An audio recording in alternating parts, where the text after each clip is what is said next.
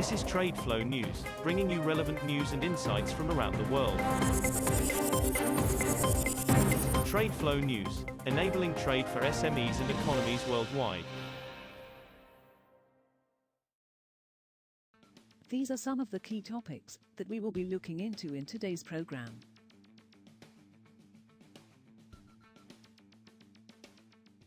First, let's take a look at the overnight headlines which are impacting the commodity markets.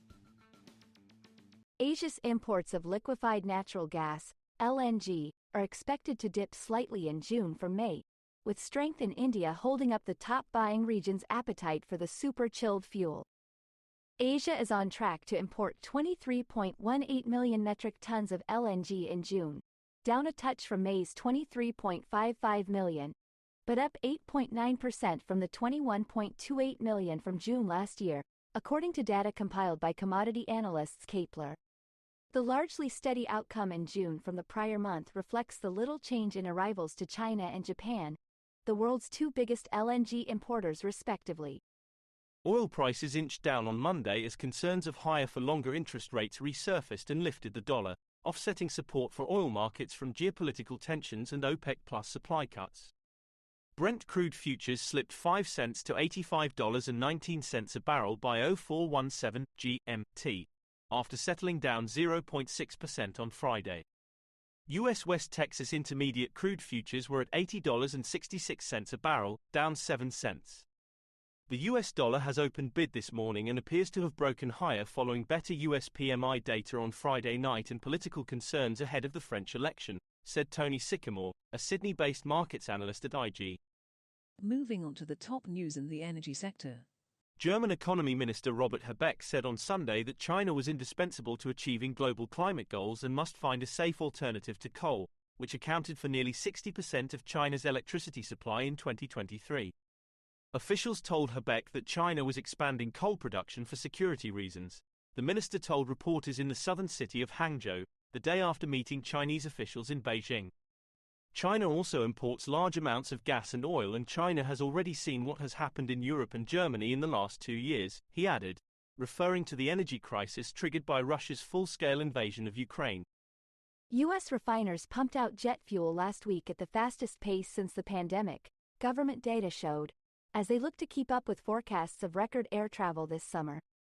U.S. refiners' net production of jet fuel hit about 1.9 million barrels per day, BPD, last week, 8% higher than the same time last year and the highest weekly total since January 2020, data from the U.S. Energy Information Administration showed on Thursday. Government agencies and travel groups are preparing for a record number of passengers at airports through the summer, lifting jet fuel consumption above its pre-pandemic peak for the first time. Motorist group AAA expects a record 5.74 million people to fly to their destinations around the July 4th holiday. Next, we have the top news in metal markets. Prices of iron ore futures extended losses on Monday to their lowest levels in more than 2 months, pulled down by signs of dull steel consumption in top consumer China and a stronger U.S. dollar. The most traded September iron ore contract on China's Dalian Commodity Exchange was down 3.11% at 795 yuan and 50 fen, $109.55 a metric ton, as of 0223 GMT, the lowest level since April 9. The benchmark July iron ore on the Singapore Exchange fell 2.33% to $102.55 a ton, the lowest since April 8. Gold prices edged up on Monday as Treasury yields fell, while investors awaited key U.S. inflation data and Federal Reserve officials' comments through the week for fresh clues on the potential timing of the central bank's interest rate cut. Spot gold was up 0.2% at $2,324.25 per ounce as of 0541 GMT, after falling more than 1% on Friday. U.S. gold futures rose 0.2% to $2,336.60. Benchmark 10-year U.S. Treasury yields edged down, making non-yielding bullion more attractive for investors. We will now look at the top news in the agricultural sector.